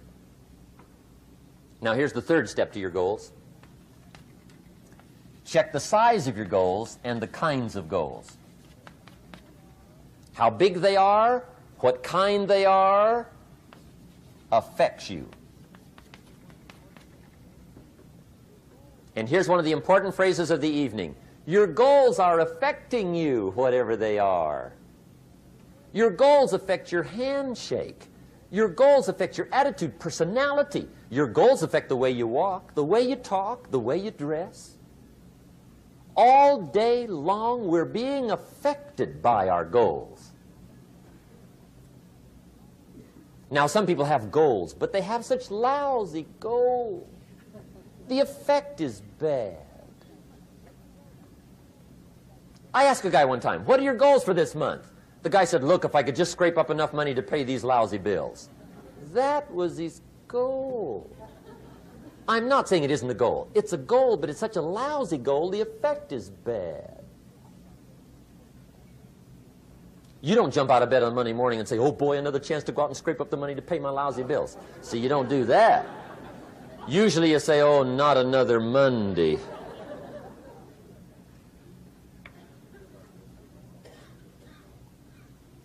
And some people have so given up on life, they have joined the thank God it's Friday club. How sad. Surely those are the same people, when life is over for them, will say, thank God it's over. Let me give you a Bible philosophy that teaches how to get whatever you want. That's the title of the next set of notes. How to get whatever you want. From the Bible. Now again, I'm an amateur when it comes to the Bible. I'm not a pro. But this I can quote, and I think that'll be sufficient. How to get whatever you want. Here's what it says if you're ready. It says, ask.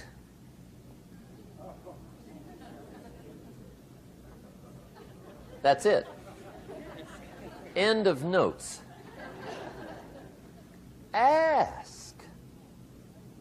If there's one art in life to learn extremely well, that's got to be one of them. The art of asking. What does ask mean? Ask means, what do you want? And the formula is staggering. It says ask and what? A guy ought to look into that.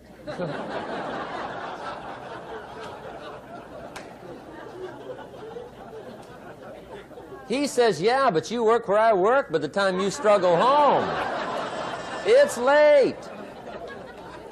You got to eat a bite of supper, watch a little TV, get to bed. You can't sit up half the night, ask. And the guys be... See, you've got to be better than a good worker. You've got to be a good asker. Now, let me give you 3 key points on asking and receiving. This can do it. Number 1, asking is the beginning of receiving. Asking starts a unique process, mental and emotional. I don't even know how it works. All I know is it works. It's like pushing a button and all this machinery starts working. I don't know how. It just works. There's a lot of things you don't need to know how. Just work them.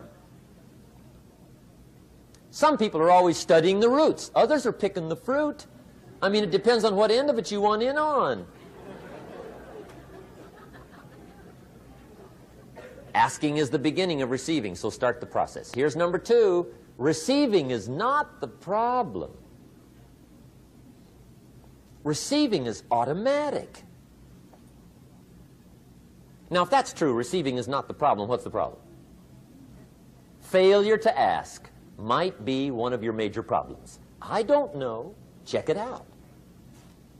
The guy says, oh, now I see it.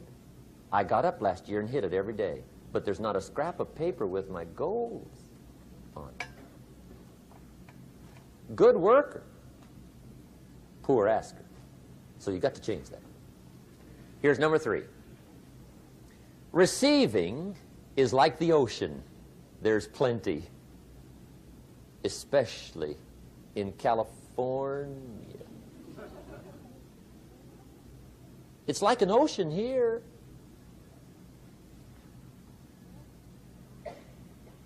Success is not in short supply. It isn't rationed, and you stepped up to the window and it was all gone. No, no, no. It's like an ocean here. Now, if that's true, what's the problem? Well, some people go to the ocean with a teaspoon. Have you got the picture? See, what you want to do in view of the size of the ocean is trade your teaspoon for at least a bucket, and you'll look better down at the ocean. Kids won't make fun of you, right? Okay. Now, there's 2 ways to ask, and we'll wrap up goal setting. 2 ways. Here's number 1. Ask with intelligence. It didn't say ask intelligently, but I'm sure it meant that. Don't mumble. You don't get anything by mumbling. Be clear. Be specific. Intelligent asking means how wide, how high, how soon, when, what size, what color, how much. Define what you want and describe what you want. That's powerful. In the weekend seminar we teach, goals become like a magnet. They pull you that direction. And the better you describe them, the more they pull. So ask intelligently. Here's number 2. Ask with faith. That's the childish part of the equation. Believe you can get what you want like a child. Not an adult. Adults are too skeptical. So the formula really reads, make plans like an adult and believe in them like a child. And the most incredible things will happen. Just try it for 90 days. Just try it. You can always go back to the old ways. Just try it. Just 90 days, 90 days. Now, here's the last qualifying phrase on goal setting, as we promised to qualify everything. And it simply goes like this. Remember, you won't get everything you want. And we've already studied the reason for that. Simply, sometimes it hails on your crop and rains on your parade. It's that kind of planet. So you won't get everything you want, but if you will work this goal-setting formula, you can get plenty for wealth and happiness. Okay, that's goal setting. We use it around the world. We recommend it. Now, maybe it won't work as well for you as it has for me. I don't know. Maybe not. But what if it did? You got to try. Okay. Here's the last subject, the day that turns your life around. Let me just quickly give you a list of 4 emotions that can change your life in one day. Emotions are powerful. Sometimes it doesn't take much to alter your whole life direction.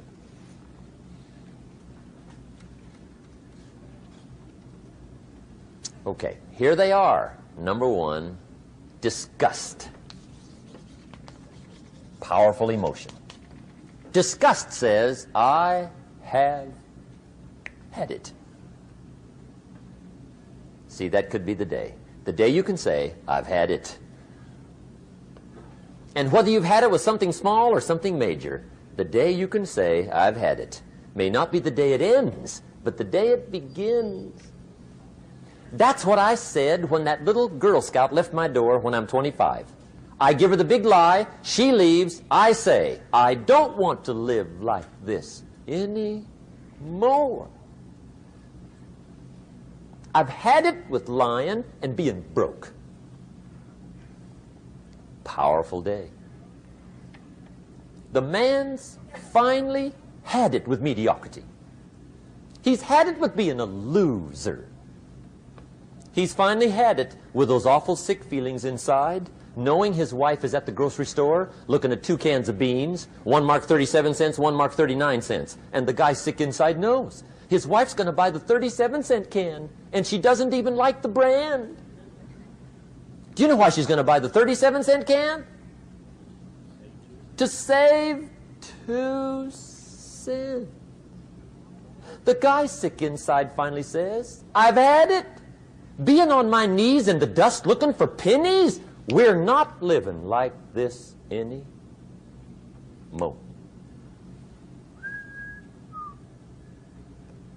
Could be the day that turns your life around. The day you can say, I've had it. He walks into his closet and rips everything in it to shreds and says, I've worn this embarrassing stuff for the last time. And not only will I never wear it again, no one else will ever wear it again. Commit an act that says, I've had it. Powerful. Here's the next one. Decision. And decision-making is powerful. And it's emotional. That's those knots in the pit of your stomach, right? Waking up in the middle of the night in a cold sweat, trying to decide. We sometimes call it inner civil war. What shall I do? Well, for progress, you must decide. The best advice I can give you came from a wealthy friend of mine who said, if it's easy, do it easy. If it's hard, do it hard. Just get it done. If you went home tonight and in the next few days cleaned up a whole list of decisions, that might furnish enough inspiration for the next 10 years. I found this out many times after you've decided. Getting on with it is easier than deciding. Sometimes decision is the toughest part. Here's the next emotion, desire, wanting to bad enough. And I don't know how to tell you to want to. That's something you've got to come up with. There's 2 things I know about desire. Number 1, it comes from inside, not outside. You don't send off for it. Number 2, I know desire can be triggered by something. Who knows what it might be? Sometimes desire waits and sleeps for something to happen. Maybe it's a book, maybe it's a song, maybe it's a sermon, maybe it's a lecture, a seminar, maybe it's the conversation of a friend, a happening, an event. Who knows? The best advice I can give you is what I give my staff. It goes like this: welcome every human experience. You never know which one is going to turn it all on. Even the bad experiences. Sometimes from the bitterest experience comes the greatest awakening. So let down the barriers, take down the walls. The same wall that keeps out disappointment keeps out happiness. Let life touch you. Don't let it kill you, but let it touch you. Here's the last one. This one's powerful. Resolve. Resolve says, I will. Two of the most powerful words in the language. I will. Benjamin Disraeli once said, nothing can resist a human will that will stake even its existence on the extent of its purpose. Shortly put, I'll do it or die. See, that's powerful. That could be the day that turns your life around. The world has a strange way of stepping aside when somebody says, I'll do it or die. The man says, I will climb the mountain. They've told me it's too high, it's too far, it's too rocky, it's too difficult, it's never been done before, but it's my mountain, I will climb it. Pretty soon you'll see me waving from the top. Or dead on the side, because I ain't coming back.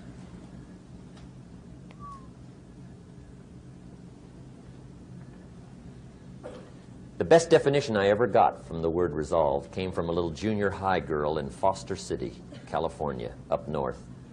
I'm talking to the junior high kids one day. I love to ask kids definitions. They come up with beauties. I got to the word resolve and I asked, who can tell me what resolve means? And I got several hands, and they were all pretty good, but the last one was the best. Little girl, about 3 rows back, held up her hand. She said, Mr. Rohn, I think I know what resolve means. I said, darling, what do you think it means? She said, I think it means promising yourself you will never give up. I said, that's it. Webster, stand aside. That is the definition. Promise yourself you will never give up. I asked the kids, how long should a baby try to learn how to walk? How long? How long would you give your average baby before you shut him off? How long? See, any mother in the world would say, you're crazy. My baby's going to keep trying until it learns how to walk. What a magic formula. Now let me show you what triggers all emotions into activity that brings results. And results is the name of the game. Here it is. Action. Finally, you must do something about how you feel. Jesus, the master teacher, said, don't just be listeners, be doers. The world admires the doers. Whatever it takes to get you to try harder, read more, set your goals, and go for it. Here's the next attitude disease. Overcaution. Some people never will have much. They're too cautious. Now, you can also be too reckless, but you can also be too cautious.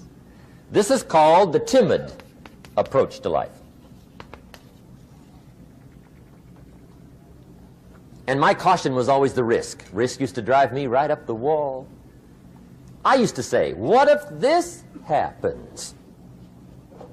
It's called the language of the poor. What if this happens? And on top of that, if this was to happen, look at the fix I'd be in. I better not try. I could always ace myself out. Then I'll tell you what changed my whole life when I finally discovered it's all risky. The minute you were born, it got risky. If you think trying is risky, wait till they hand you the bill for not trying. If you think investing is risky, wait till you get the tab for not investing. See, it's all risky. Getting married is risky. Having children is risky. Going into business is risky. Investing your money is risky. It's all risky. I'll tell you how risky life is. You're not going to get out alive. That's risky. The Englishman says, well, if that's the way it's going to work out, let's give it a go. Right, that's what it's for. Give it a go. Somebody says, yeah, but I'm looking for safety and security. Fine, then huddle in a corner. We'll cover you with a sheet, bring you 3 meals a day. And we'll protect you, feed you, look after you, care for you. We won't let anything happen to you. And you'll probably live to be 100. The guy said, well, yeah, I'd live to be 100. But what a way to live. Right. What a way to live, safe and secure. Don't ask for security. Ask for adventure. Better to live 30 years full of adventure than 100 years safe in the corner. And see, it's not important how long you live. What's important is how you live. Here's the next attitude disease. We're almost through with this motley list. In fact, we're almost through. Hang on. The next one is pessimism. Pessimism, the deadly disease of always looking on the bad side, the problem side, the difficult side, checking all the reasons why it can't be done. The poor pessimist leads an ugly life. He doesn't try to figure out what's right. He tries to figure out what's wrong. He doesn't look for virtue. He looks for faults. And when he finds them, he's delighted. How ugly. This is the poor guy who looks through the window, doesn't see the sunset. He sees the specks on the window.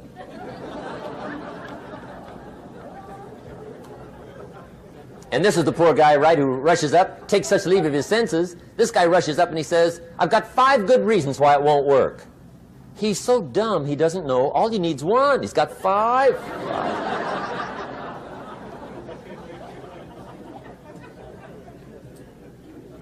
To the pessimist, the glass is always half empty. To the optimist, the glass is half full. Why would the same measure affect people 2 different ways? Answer, it all depends on how you look at it. Our lives are mostly affected by the way we think things are, not the way they are. The way we think they are affects us most. There's a subject we don't have time to get into tonight called better thinking habits. One of the major things Shove taught me when I met him, he said, poor thinking habits keeps most people poor. Not poor working habits. Most people work hard, but they don't think hard. And Shove taught me that the mind is like a factory, a mental factory. And whatever you think about all day long pours ingredients into this mental factory. And that's what builds the economic, social, financial fabric of your life. He quoted me a Bible phrase that says, as you think, so you become. How awesome. When he talked about poor thinking habits, he had me. I used to start the day reading the morning newspaper. I mean, you can believe that or not. I'd get a cup of coffee and read the paper. I'd load up on wars and riots and murders and stabbings and killings and bank robberies and muggings and car wrecks and tragedies. I'd even read the back pages. I seem to like that stuff for some weird reason. I'd load up on all that, and then I'd start the day. You can imagine the kind of days I used to have. You walk around on your financial knees. They call you economic peewee.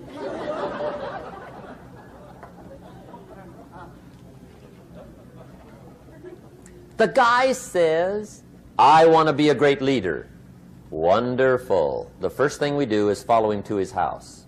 When we get there, we walk in and check his library, number 1. Somebody says, well, why check his library?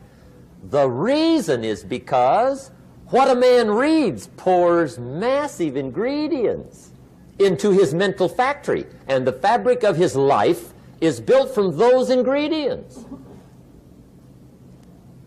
You would not believe what some people have got in their house to read. You would not believe. One of the best dressed up words I know for a lot of it is trash. Can you imagine dumping a barrel of trash into this mental factory every day and coming out with a rich, dynamic, positive life? It can't be done. You might as well try making a cake with cement. The kids back in Danbury, Connecticut, high school, they're asking me questions one day. I'm talking to the kids. Kids got good questions these days. One of them said to me, Mr. Rohn, how do you build the good life? I said, it's simple. It's not easy, but it's simple. Here's how you build anything. Select the right ingredients, keep out the wrong ingredients, and it starts with thought. Everything starts with thought. So you must be wise and careful what you think about, because that starts everything. You got to be wise and careful. I asked the kids, what would happen if somebody dropped sugar in my coffee? They said, well, you'd be okay. I said, what if somebody dropped strychnine in my coffee? They said, well, you'd be dead. I said, correct. Lesson 1. Life is both sugar and strychnine. You gotta be careful. I said, what if my worst enemy drops in the sugar? They said, will you be okay?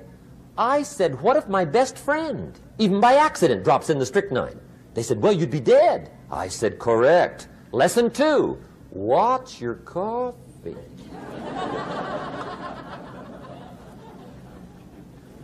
You got to be careful. See, it doesn't matter who hands you the bad stuff. It doesn't matter where you get the bad stuff. It'll still do its damage on your bank account, wherever you get it. Mr. Schoaf gave me one of the greatest phrases when I first met him when he said, Jim, every day stand guard at the door of your mind. How important. Stand guard at the door of your mind. And you decide what goes into your mental factory. Don't let anybody just dump anything they want to in your mental factory, because you've got to live with the results. Okay, here's the last disease, and we're through with this list. In fact, we're almost through. Hang on. The last subject is very brief. The last disease, but this one is deadly. Engage in this one, indulge in it even slightly, and you might as well forget the future, because it's going to forget you. Complaining, crying, whining, griping, a Bible word called murmuring. See, that'll ace your future. Spend 5 minutes complaining, and you have wasted 5. And you may have begun what's known as economic cancer of the bone. Surely they will soon haul you off into a financial desert and there let you choke on the dust of your own regret. I hope I said that well, so you won't forget. It's a deadly disease. If you don't think it's bad, ask the children of Israel of Old Testament fame. Typical of us all, their story just happened to get in the book. Story says, children of Israel were slaves. God performed a series of dazzling miracles and got them out.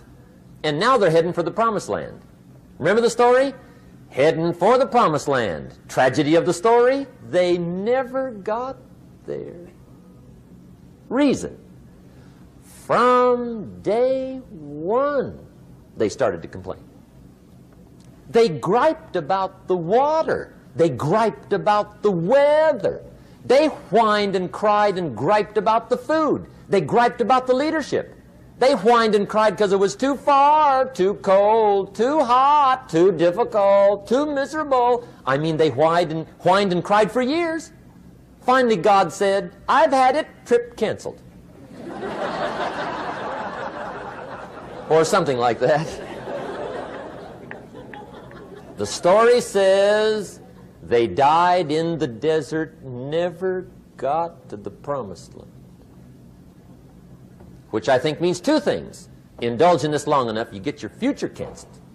And I guess it also means even God himself can only take so much.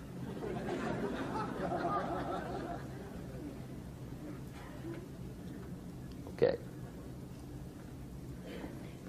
Just be on the lookout of the things that can destroy all the good you start. The war is on. And this evening, tomorrow, mentally, personally, socially, economically, you got to make sure you're winning the war. And this is part of it.